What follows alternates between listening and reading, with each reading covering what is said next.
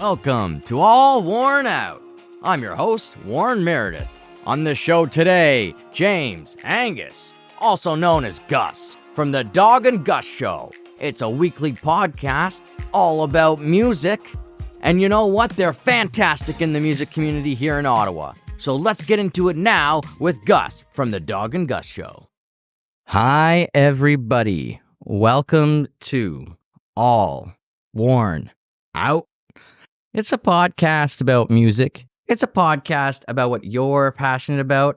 And it's also a podcast about what our guest is passionate about. Super excited. We're lucky. We're fortunate. We're blessed. We have the very amazing, the astute, he is an agent of the real estate, I believe, as well. Yeah. Yes. Yeah. He is a very amazing Gus. Now, What's Gus, up, I'm excited to be here tonight. It's been a while for me. Yeah. I've been noticing you guys have been doing some really cool stuff. Dawg and Gus, you guys have been doing these really cool clips where you guys are like asking each other stuff, and it's making me feel like I'm slipping and I'm just losing the ball here. How have you guys found it? Because you guys are way past where I'm at in episodes. How have you found the ups and downs of doing a podcast?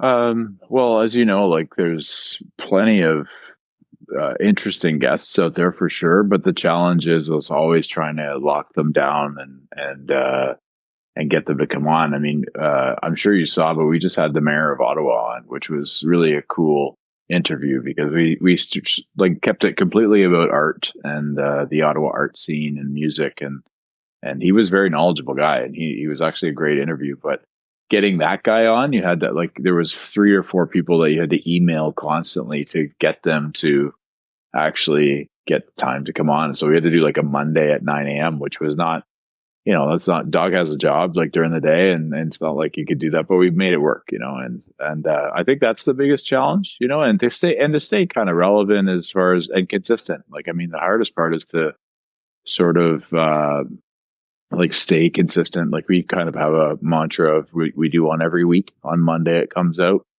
and we've done that since the start, and it seems to work for us.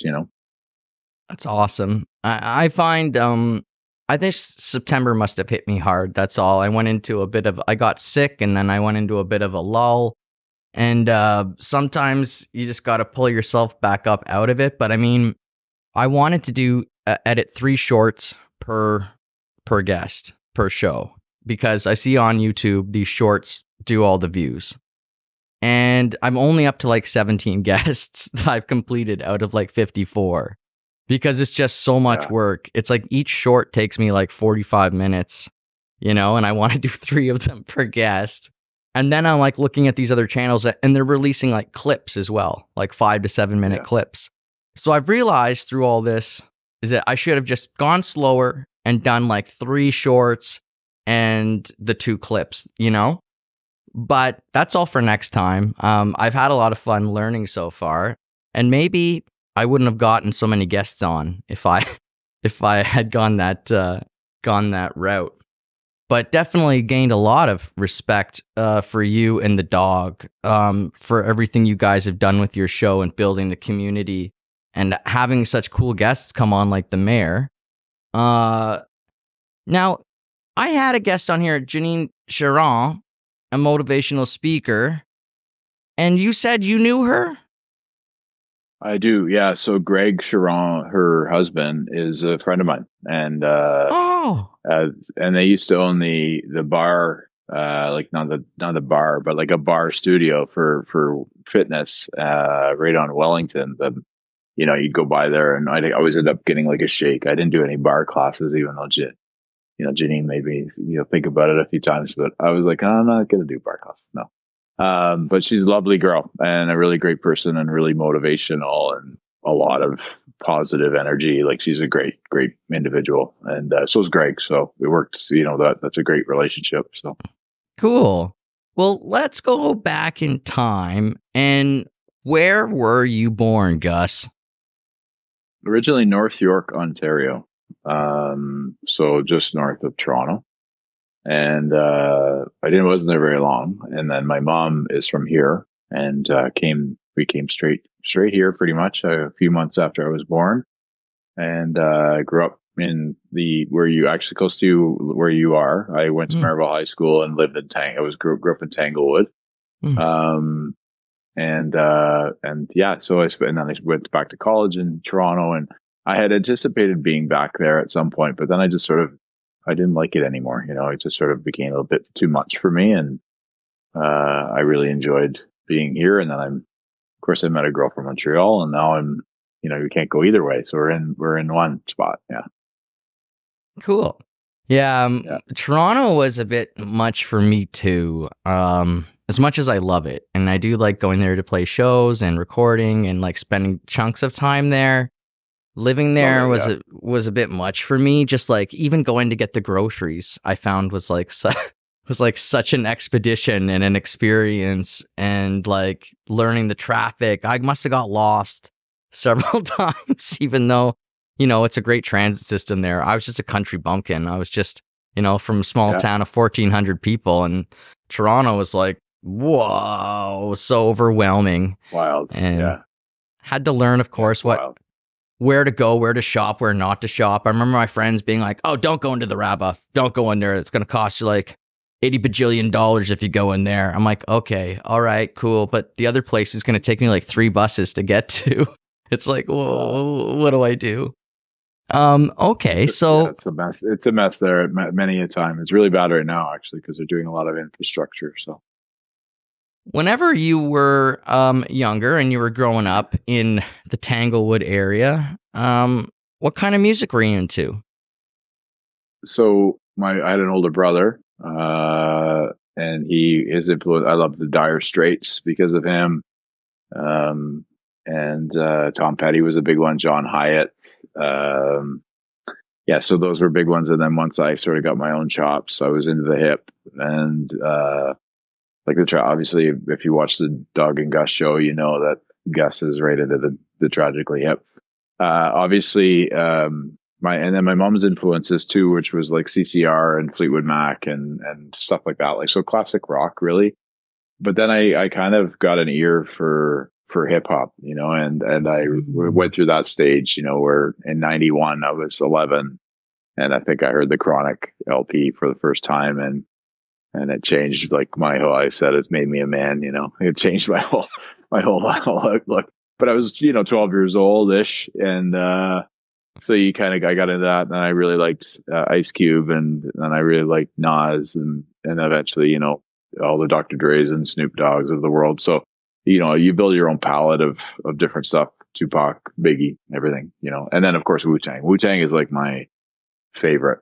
They're like I think the greatest. I would say the greatest lyrics of all time is in a song called Triumph by Wu Tang, which is on their second LP, which was Wu Tang Forever, the double CD. And there was a song called Triumph, and Inspect the Deck is the one that goes on bomb atomically. Socrates' philosophies and hypotheses can't be. It goes on. It's like I won't do you any justice because you're a great lead singer, but you know what I mean. It's such a great lyrics, and I love Wu Tang, so I still do to this day. I still put it on. I remember my cousin getting the album. He was like 3 or 4 years older than me. And like, I remember going over to his house and him being like, "You got to hear this." And like, he put it on Yeah, and it was like, "Wu Tang forever, motherfucker." And I was like, what is going on here, folks? There's something cool happening. But you're right. Lyrically, very intelligent lyrics once you're able to get into it, and a lot deeper than a lot of people might have given it credit for in the beginning. And it's definitely foundational. I think like a lot of people today would consider it, you know, a foundational piece of hip hop. What is, I mean, I got into it too. I think it was hard not to, right? I mean, for my generation, I think I'm just a few years behind you, and I remember being in grade 9, and I remember Slim Shady and oh absolutely yeah, taking over. Like it was just an explosion, and year after year, he got bigger. And people would say, "Oh, it's nothing. It's nothing. He's a nobody. He's a poser. He's a this." But year after year, it just kept building and building, and there was no stopping him. Oh, Which was sold a like wild thing. 400 million records. So I think there's a few Yes, people that know who he is, right? That's yes, all of Canada and the United States. and to watch Nelly during that time, like for me, that's like a Yeah. good comparison because like Nelly blew up. He got all the fame in the world. He had those songs that, just didn't stop playing on the radio. Same thing with 50 Cent. And I think 50 Cent's done a little bit better in longevity to Nelly, but still neither can compare to what, Eminem was building along those years, which is just insane.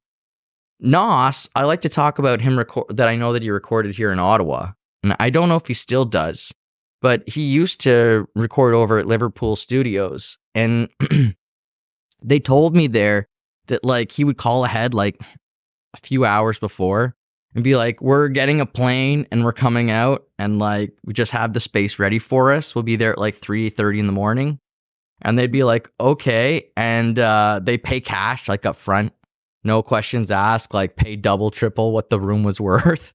And when they Of show up, course. they'd be like, do you want anything? Do you want anything? They'd be like, fruit platter. So they tried to find a fruit platter at like 3 in the morning or whatever it was. Oh man. And but yeah, it's kind of cool to think that for some reason there were rappers flying in here. I mean, it's an A plus studio for what it can provide. So I mean, I know that that's not a question, but it's like I wonder if there was a connection here, if he had somebody that was making him beats here.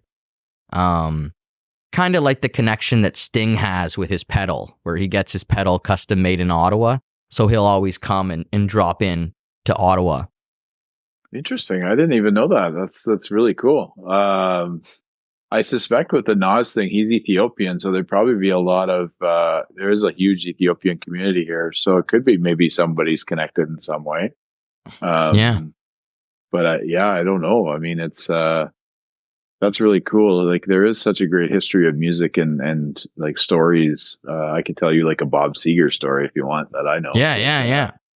So like he was playing Barrymore's, which by the way, if I ever win money, we're doing that baby back up because I think Barrymore's needs to be a part of Ottawa. I just always have. Dawg and I agree on that.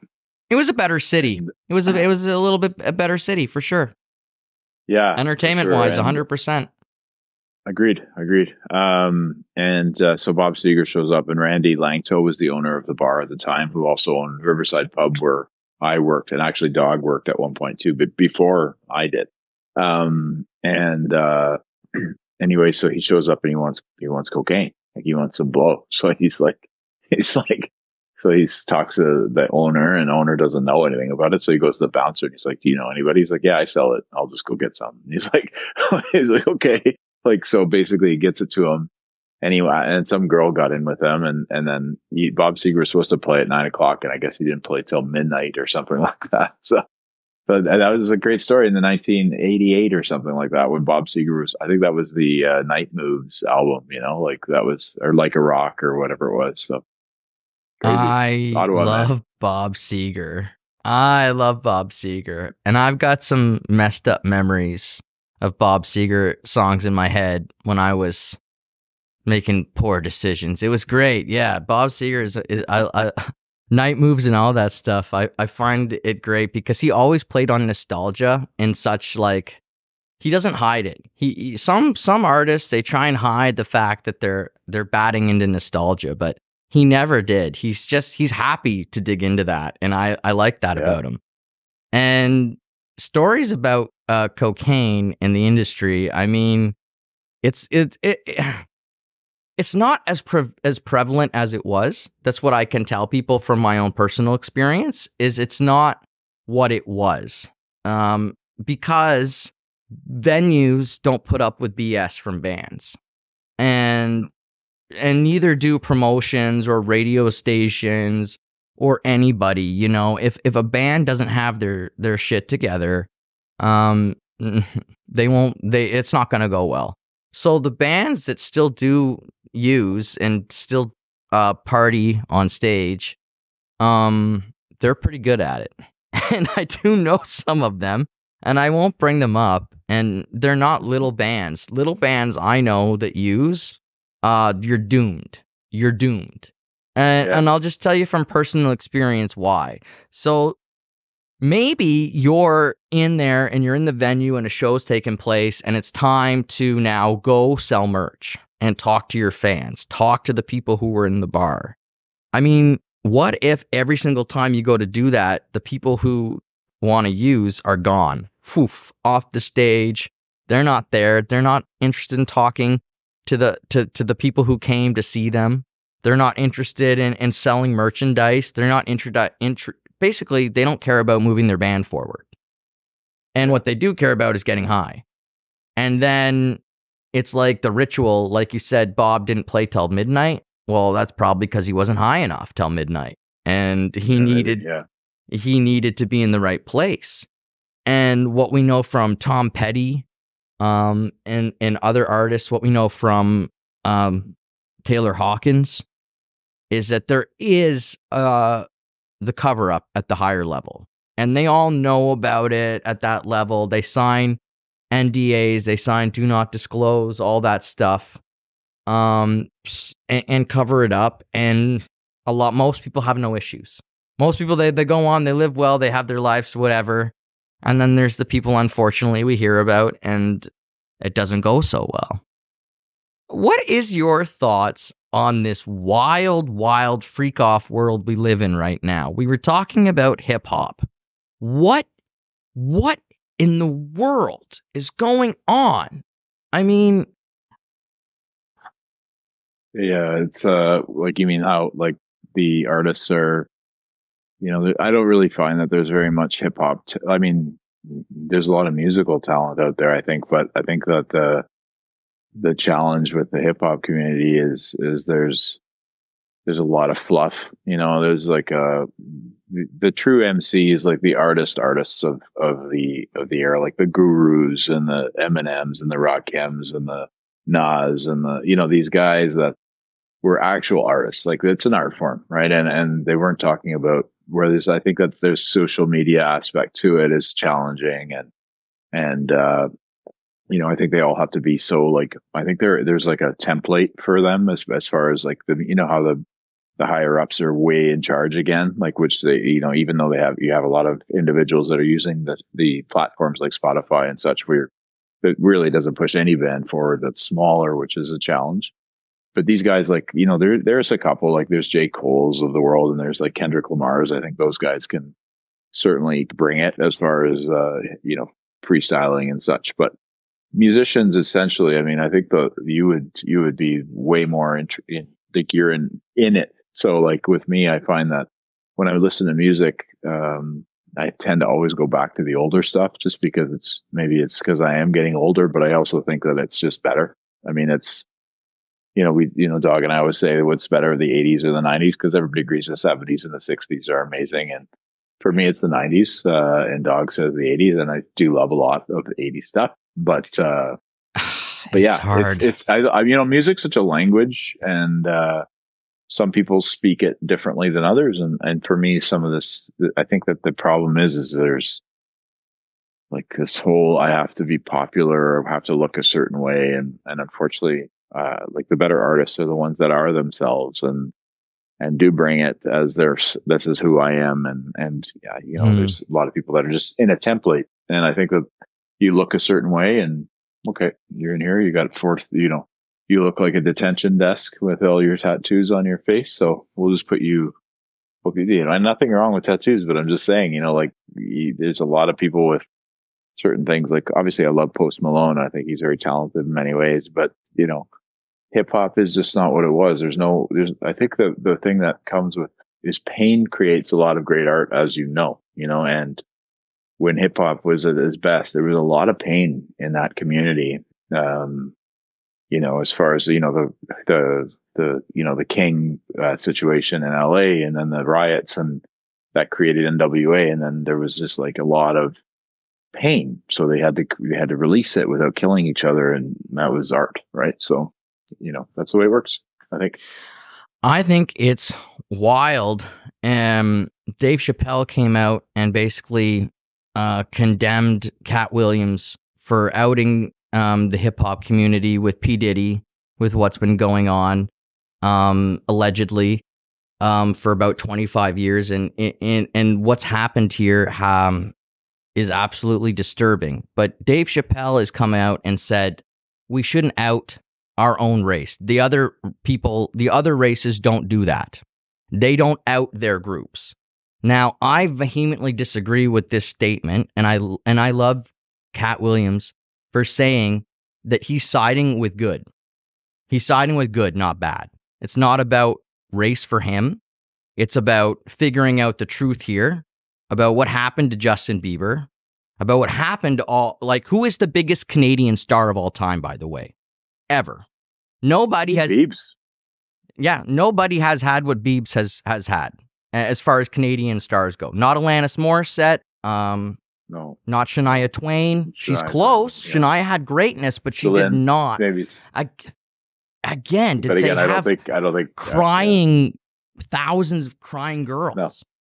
And to find out what happened to him, I think is important for Canadians who want to be in the entertainment business.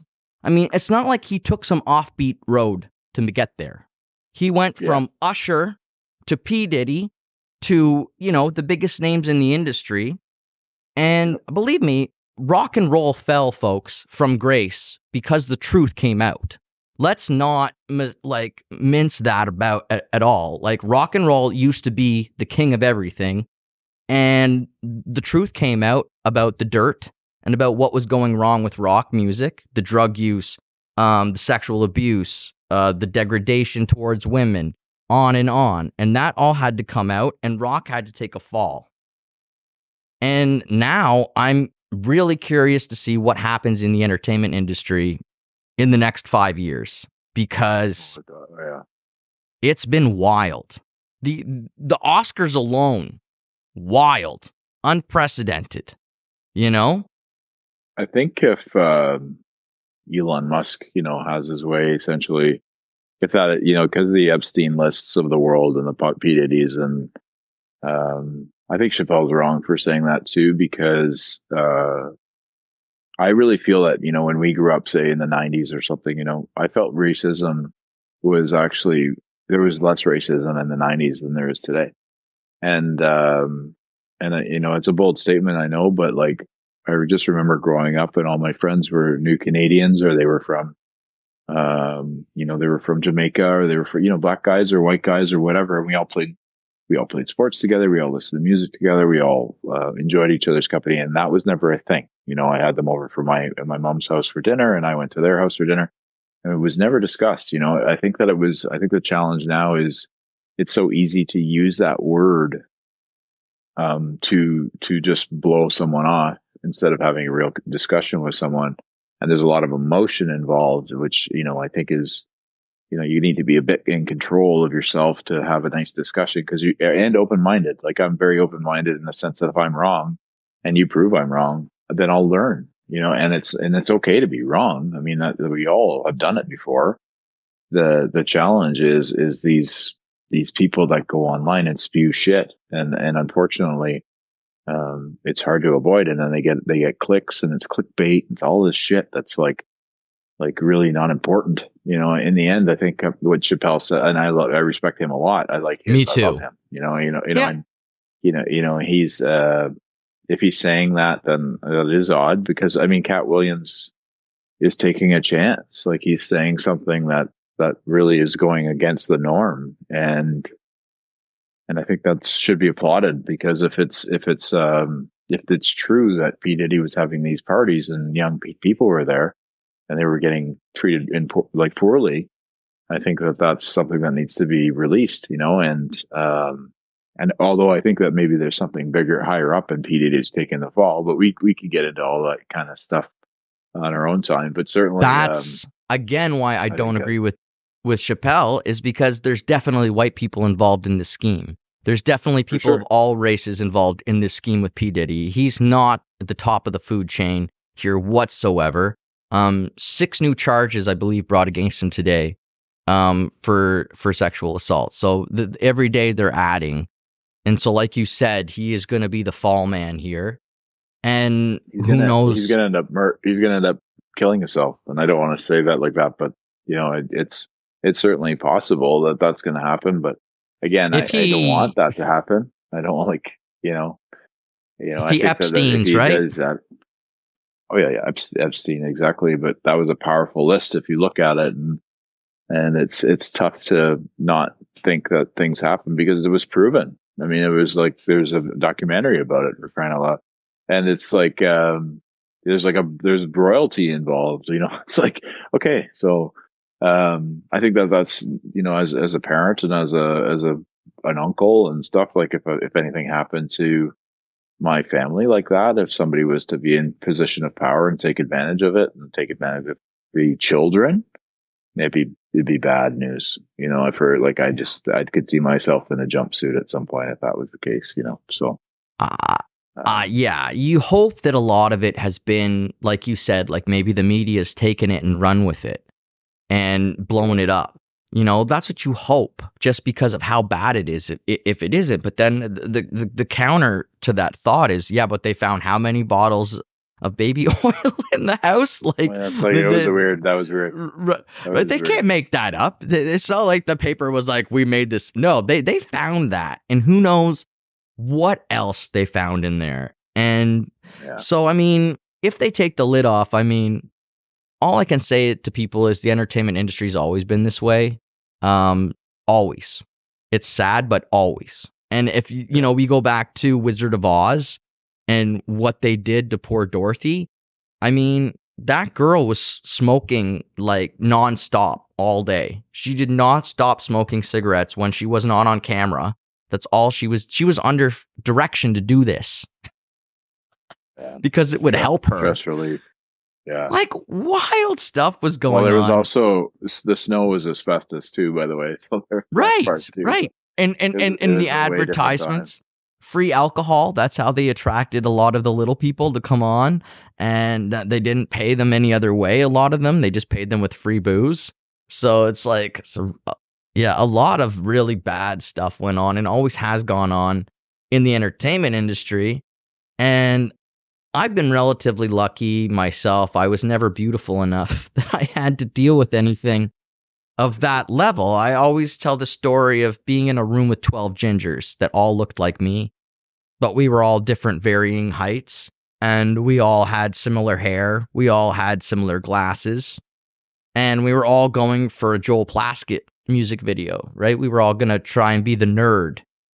And I beat out 12 other guys that looked just like me. That was one of the proudest days of my life because I traveled Yeah. 5 hours into Toronto and for an audition. And I tell people every time I went in, the audition would be like, okay, stand there and drool. We just want you to drool on camera. And I'd be like, what's the part? And they'll be like, well, you're selling popcorn at a movie theater.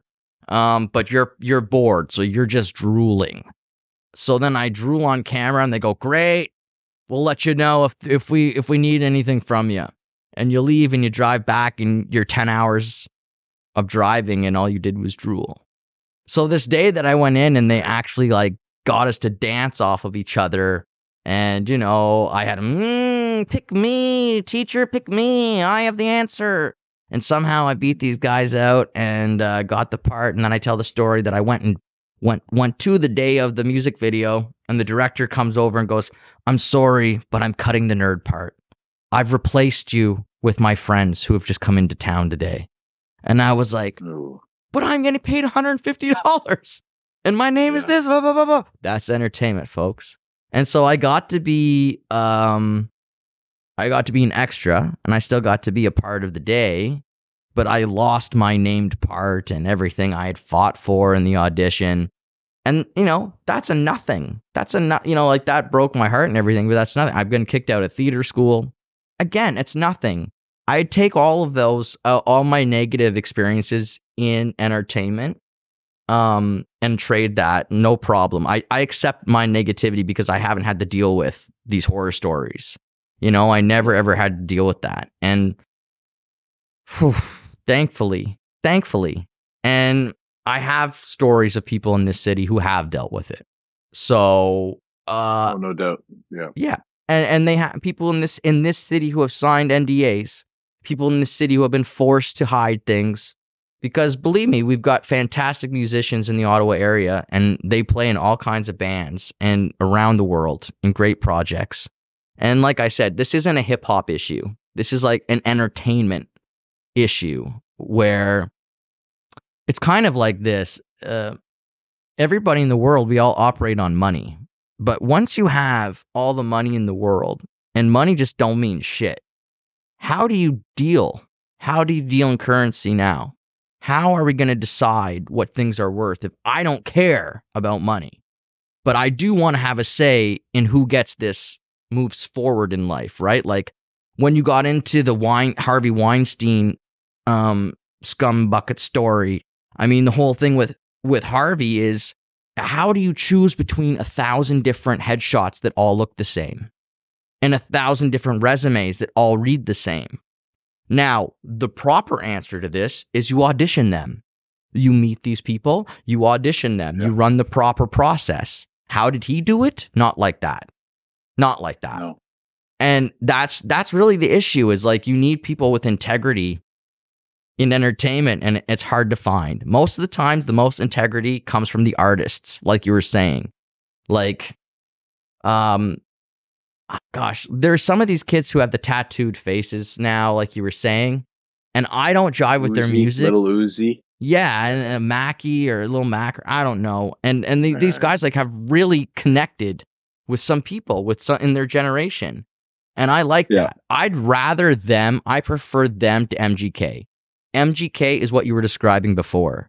That guy who's like a cut and paste into whatever genre he might fit in, you know? I agree. Yeah. That's the thing. And like got famous because he does a diss to Eminem, which is like, you know, like even Wu-Tang says, don't mess with the white boy. You know, like this guy, he's one of the greatest freestylers of all time and just battlers of all time. That's how he got his name, right? So, you know, he got a tape got sent to Dr. Dre once or something. Like, who is this guy? And like, he just sort of like destroys people on battles and comes from zero, like nothing. And, you know, like I love those kind of stories, right? There's a lot of people out there that have come from very modest / poor situations and built themselves.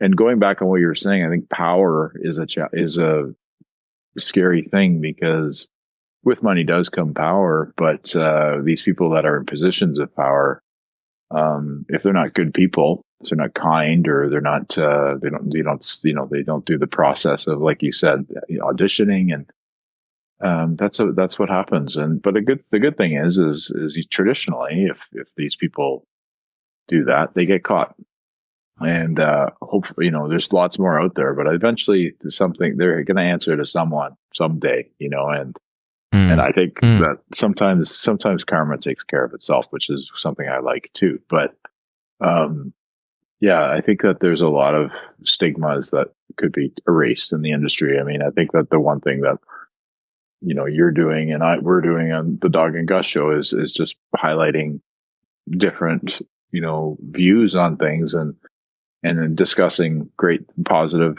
energy and bringing some nice things to the table, as opposed to all the negative that's out there. Because that again is, I think we would be more popular if we had something that we just shit on everybody all the time. And I'm not that person, so I'm not gonna do that. So yeah, it's a weird world out there, man. Yeah. Absolutely. I love a lot of the new music of today. I like you said, Post Malone, incredibly talented.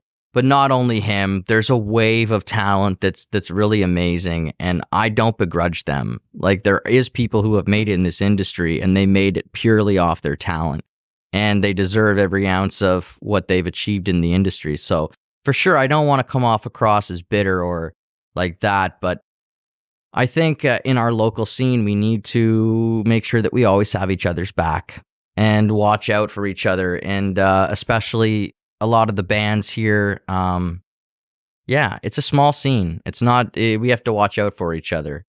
Absolutely. Well, it's So growing, and I feel like it's growing in the right way too. And someone mentioned that Ottawa's got that feel of see how Seattle was right before everything went crazy. So I was like, that's interesting. I mean, that would be great for a lot of my friends that are in the industry, and then remember us when you're famous, so that you can just have a little discussion with us, spread it around.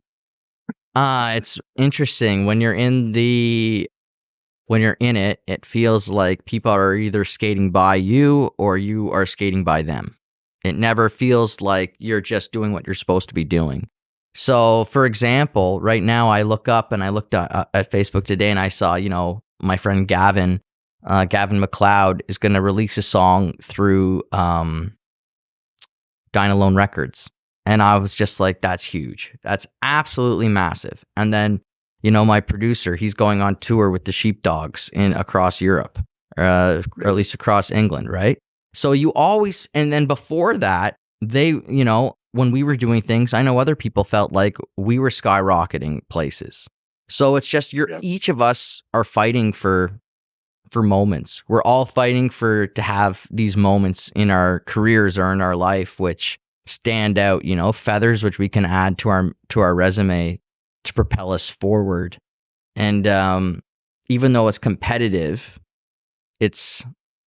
you're inspired by people and you work with people. Like you see them all the time, so it's really cool to see. And like you said, the scene is growing here. What I would say to the Seattle comparison is we're going to need a few more like top level vocalists to move into the city. I'm saying like people that are like 3 or 4 times better than already. Like, not that we're bad here, guys. We're pretty good. But Seattle had, Chris Cornell. It's pretty good. And Chris is just like one representative. Oh, yeah, Eddie Vedder. And, who else? Scott Weiland. And like you're talking about the most legendary. Oh, Kurt Cobain. The most legendary vocalist in rock, perhaps, ever. Alice, who's the lead singer of Alice in Chains? Lane Staley. Yeah. Probably the best of all of those, to be honest. For me, I like Cornell, Right? but certainly, Right? yeah. And they're And all of them, actually. incredible. And then the guy from Mother Love Bone who died, and he Yeah. was amazing too. And there was a whole bunch of vocalists in that scene who didn't make it, who were pretty incredible. I mean, I always go back to Skid Row and Sebastian Bach, who will be coming to Ottawa, and I believe Beyond Driven is getting the opening gig there, which is awesome to see.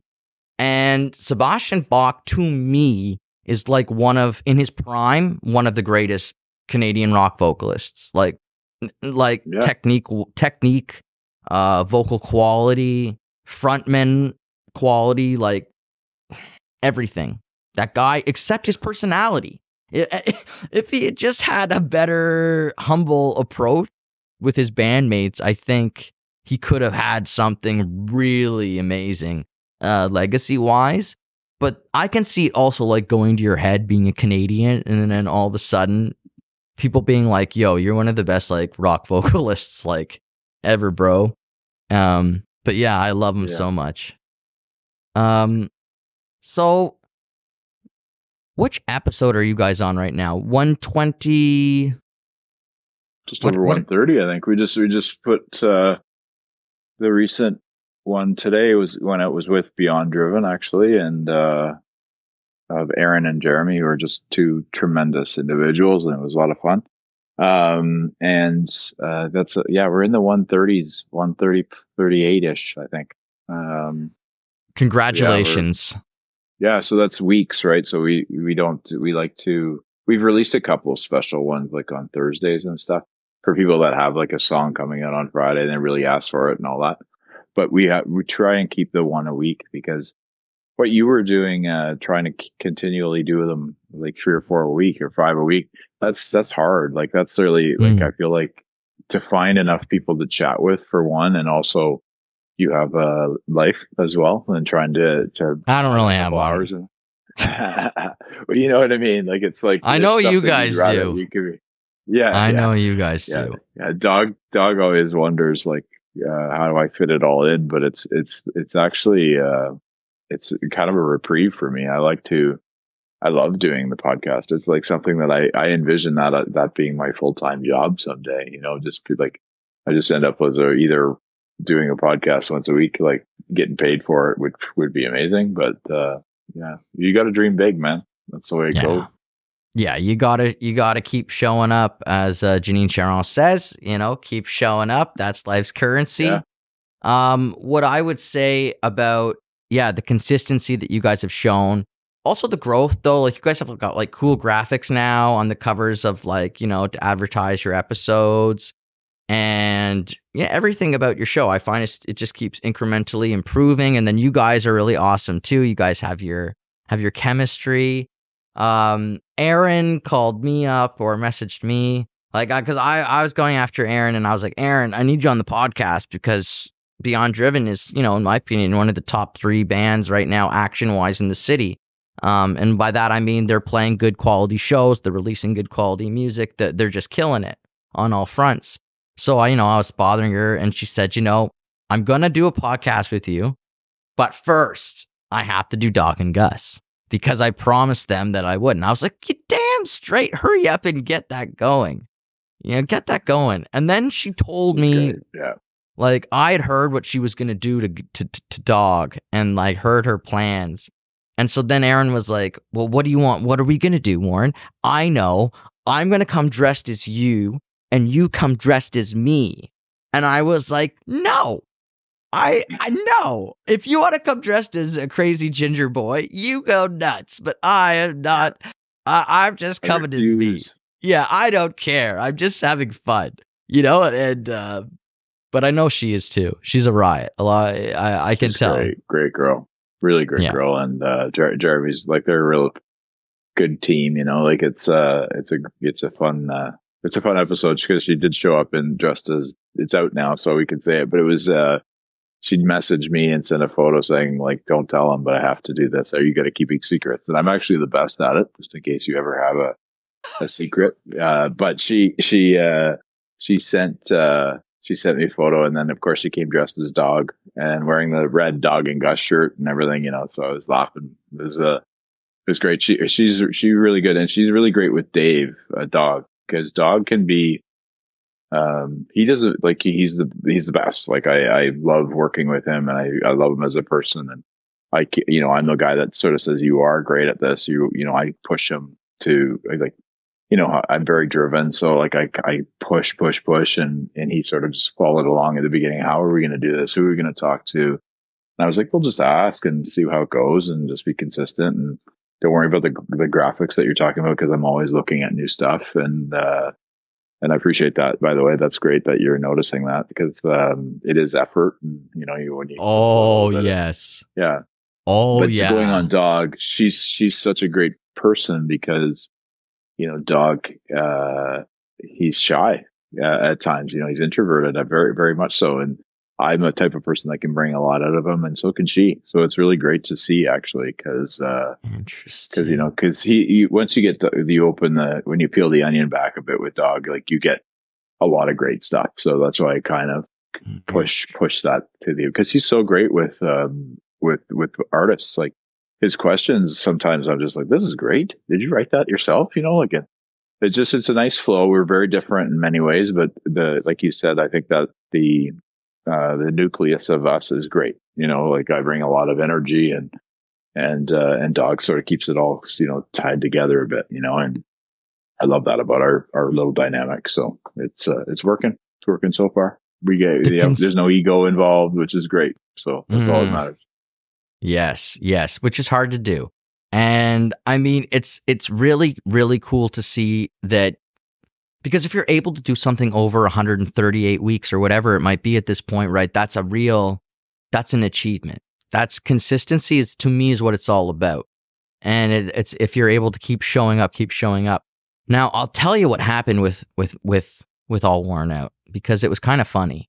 So I made the post on Facebook, and what happened was I got all these messages down on the post, like, I don't know, like 75 messages of people saying stuff. So I responded to everybody, And then out of that, I just started booking everybody. I just messaged them and say, "You want to come on? Okay. Here's my calendar." And I didn't know. I thought it would slow down. I thought it would stop, but it just kept going. And even now, I thought I was going to be done in October. Then I thought I'd be done in November. But I still have people messaging me for November, which is great. I'm going to do them. I'm excited. But I'm still trying to wind down. Like, I don't know what the end of the first season is going to be. Episode 65, episode 69. 52. Do 52. Do how many? You can keep it away. 52. And then you're episode 55. So I can't even do that now. Fair enough. Yeah. Well, it's hard because like the easy way to do it for me is like it's like 52 weeks, you do 52, that's the season, right? You know? But for you, I mean, well, what's your favorite number, man? Yeah, I think it's going to have, well, I was going to do 64 for N64. There you go. So we'll see if that works out. And if it doesn't, then I'm going to move to 69 because that's a good backup number to 64, I think, you know? They're both great numbers for their own reasons, you know? But Dawg is an awesome guy. And when he was on the All Worn Out show, I could tell that he has layers. And I could tell that he is like an onion with these layers to peel back. And I was trying to, but he does have defense mechanisms, as we all do. He does have that ability to kind of swat you this way or that way if he wants to, as many men do, and women. But, you know, we can all kind of push back if we want to. And I found it took me 15 minutes with Dawg. Takes different time with everybody on the podcast. Some people instantly they're ready to go. It's let's do this kind of deal. And then some people, I can sense that there is a barrier that must be passed. We must somehow have an offering at the peace tree and come to terms. And yeah, I think Dawg and I ended up having a pretty good show. Great chat. Yeah. Really great. Yeah. That was your second one. So it was very, it was, you had, I think you had Clip on first and then him. And then I wanted to have, I watched a lot of them, dude. And I think they're great. I think you're very easy to talk to. So I think that's a key. And you're also, knowledgeable, smart guy. So it helps. Thank you. Great lead singer too. Great lead singer. Thanks, man. I'm a huge Taming Sorry fan, but, working hard. I don't know. You're working on something. That's good. I jammed Taming Sorry songs 4 or 5 days ago. And that was like the first time that I jammed Taming Sorry songs in 3 or 4 months. And it felt great. It felt so good to play some of those songs again and to sing them. And I was also doing some covers. I did Tuesday's Gone with the Wind. Haven't done that before, and that felt really good. Then I did Wreckage by Pearl Jam. That felt really, really good. And just playing, like I said, our old songs was a lot of fun. And I have another one coming up soon. So I'm really happy about that. And again, as I've said before, Taming Sorry will be back. It will return to a stage near you. It's just going to look different. It's going to be, it's still going to have Taming Sorry. It's still going to have the songs and the feeling that you guys all were there for. And the other thing I can say is the people who won't be there in the future, there's no bad blood. And it wasn't our choice to maneuver anybody. If someone's not there going forward, it's their choice. And it's just because they're happy living their life in another capacity right now. And like, I'll be honest, we had 10 shows booked in the UK for September, and the funding fell through. Was very sad. Then we had one member kind of say, look, I'm not really having a lot of fun anymore, and I need to take a look at things. And I was brokenhearted by that because I ended up canceling a lot of stuff for the summer, like Voodoo Rock Fest or Canadian Music Week. And I didn't really know I didn't really know what to do. So I decided to do the podcast. I just said, I'm canceling my whole summer. I have no idea what I'm going to do. Because I decided, like, well, not just me, but the band decided we're going to go on a hiatus and give people a couple months to think. Let people think about what they want to do. I don't want to push anybody. I don't want anybody to feel like, no, you're being wrote out of this because you're living your life and life is difficult. No. We take time. Everyone's been given lots of time here, as you know. We haven't been active at all, which has been super hard for me. It's been super hard. I bet. I was gonna say, because that's your release. That was your. Yeah. That's what I found with speaking with artists, is that they need that release. Have you found that this has been helpful?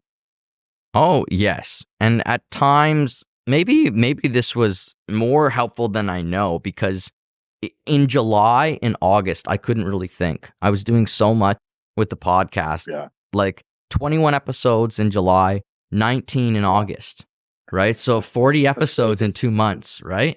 I don't even Dog that much. I don't know how I did it, really. I don't, because I just kept going. And there's a lot of like people canceling and then rescheduling and rebooking and me getting sick and all these different things in there. But I just keep going at it. And then finally, like I said, I hit a wall maybe in September where I got sick. And then I was really like wanting to get back to the band, having more conversations. Alex Pellerin, the bassist from Taming Sorry, he's not going anywhere. He's still with me. He's still with the band. And we've been very talented guy too. Yes, and always, if people don't know this, always a driving force. And in the band, Pleasant. Always. He is the businessman in the band. He is the one who does our accounting. He is the one who books shows. People will try and book shows through me, which is hilarious, because you saw how I booked for this show. I just send people a calendar picture and tell them to pick a date.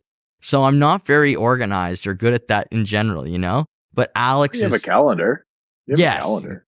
Thank you, Mom. Thank you for helping me with that. But I mean, yeah, Alex has always been key in setting things up.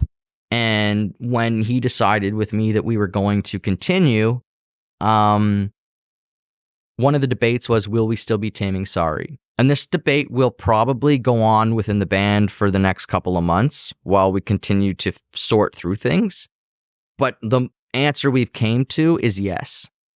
Because we are not prepared to stop playing the 20 songs we wrote and that we were a part of recording. And as long as we want to present those songs, I think that's okay. I think that we are then going to be true to the music and true to what we worked at, and we'll find the people who are dedicated.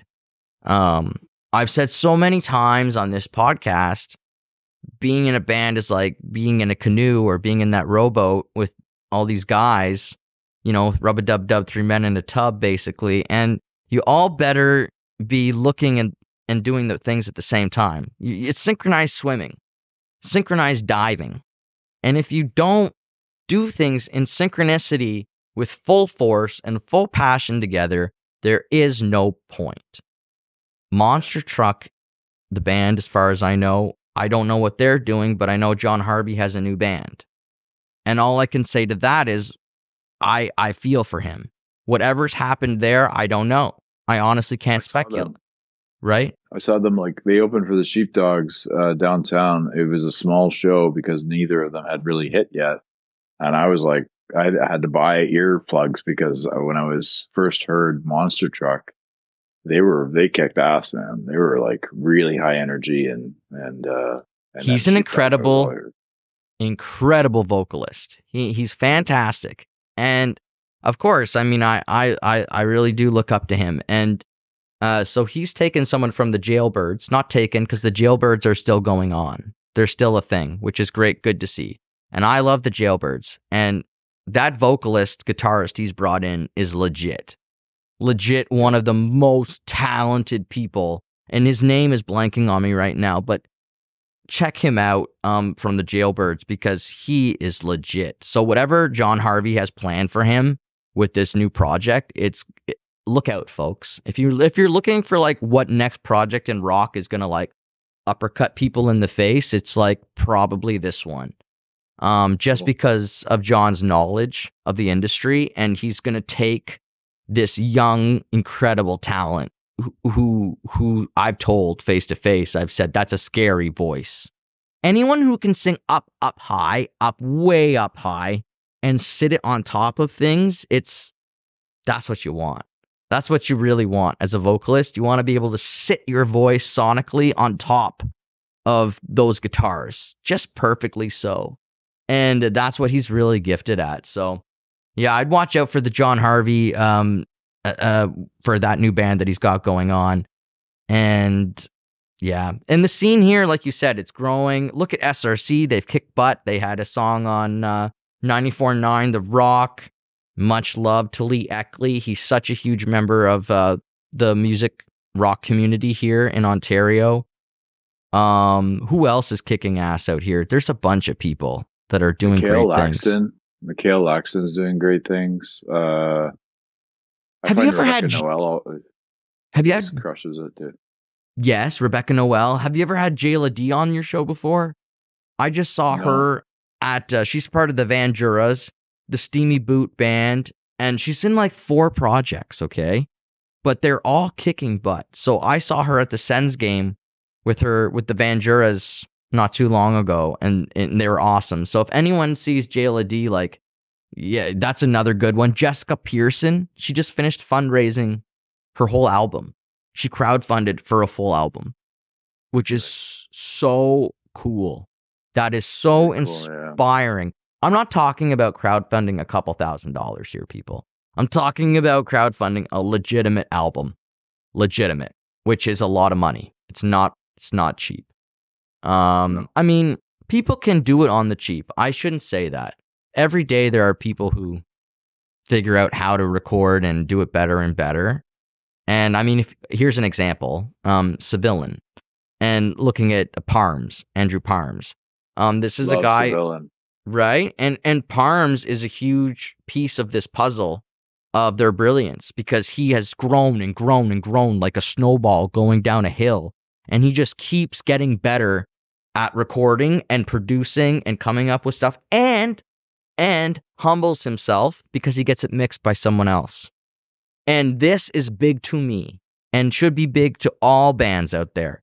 Find the places where you need to humble yourself. You'll grow. You'll grow exponentially. If you find the place where you're... Yeah.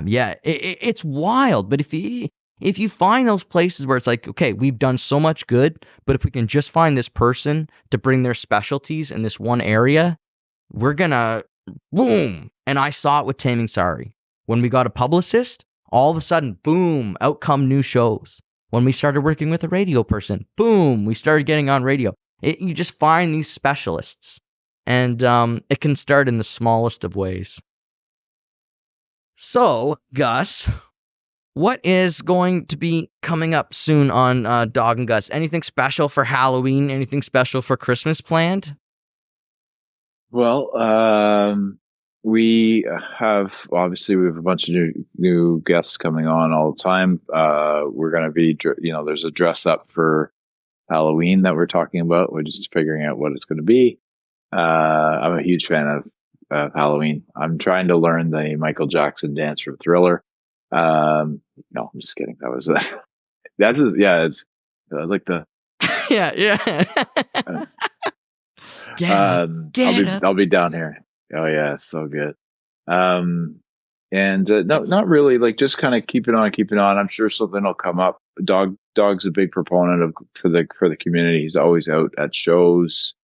And I love him for it. He likes, I think he enjoys it as well, which is great. And for me, it's like, I'm a little bit preoccupied with the family right now, but it's all good. But again, we wouldn't say we have anything too much planned. Maybe a Christmas party at some point. I think that we'll do like a Dawg and Gus Presents. We were this close to doing like a show, which I think will happen eventually. But as you know, the challenge with that is, everybody was all about it. And then if you don't see ticket sales, you're not going to be like, you know what I mean? Like, you have to commit to the venue, and you're, money out of pocket for that unless you are able to fill it. Right. And we had four great artists that were ready to go. And then it just sort of, we pulled the plug just because it was like, okay, well, we're just not seeing enough happening, and That will That's happen, I think, eventually. But I think yeah. you need a little bit more time to promote and get get commitment, which is as you know, I mean, it's the hardest thing is to get. You guys did like obviously it grew so nicely for you guys all the way to Blues Fest and such, but like at the beginning, you have to sell a few tickets before you can commit, right? Yeah, and I would just say as well, you gotta get the right venue on board, who is gonna be I don't know. For example, I'll tell you this: one of Taming Sari's first shows was at Live on Elgin, and Live on Elgin is a max capacity 74 people. So every band in this city should be booking one of their first gigs there, and they should be planning a sellout. And if you don't plan that as a sellout, you're not taking it seriously. Like, you need to think strategically as a band. Where do I go and what order do I go? And then when you're doing it in your own city, you have to think about spacing, because you really shouldn't be playing your city more than 2 or 3 times a year, folks. And I know some Ottawa bands have a hard time with this, including me in past years, but it's really a rule we should stick to. But yeah, that 74 person capacity type of venue or whatever, book a small venue first and sell it out. Just sell it out.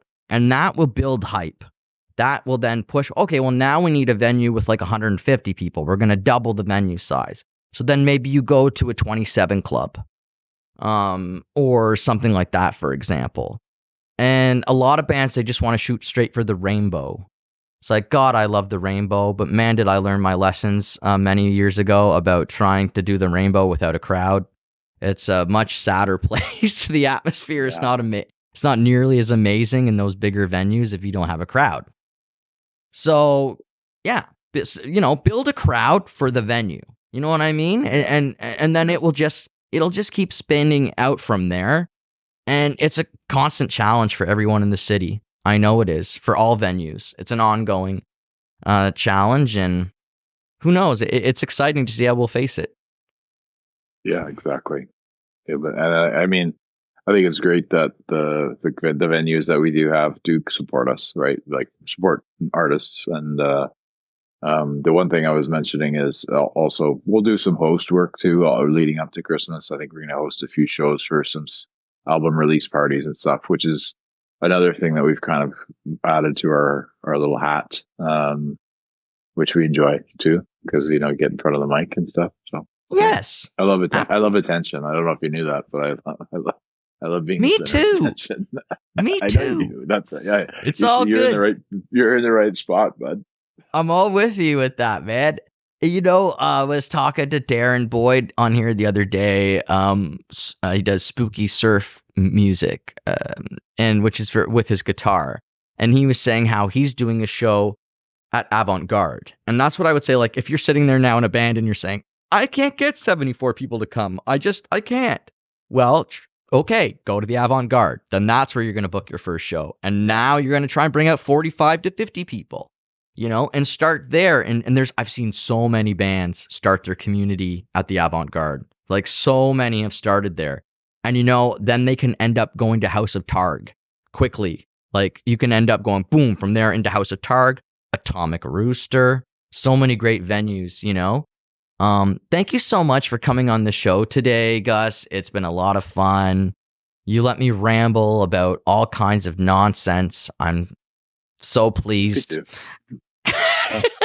It's always great to spend some time with you. I mean, I was saying Dawg will be pissed because he was, but he always has that on me where he was the second episode and I was number 55. So it's okay. No, man, oh kidding. man, But man, I needed somebody. Yeah.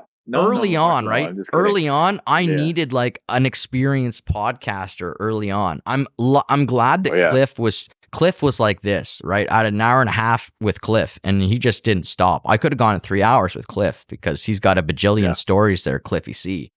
But, that's why I needed you or Dawg, like, quickly in the first couple episodes, just because you guys have done it. He's the right guy.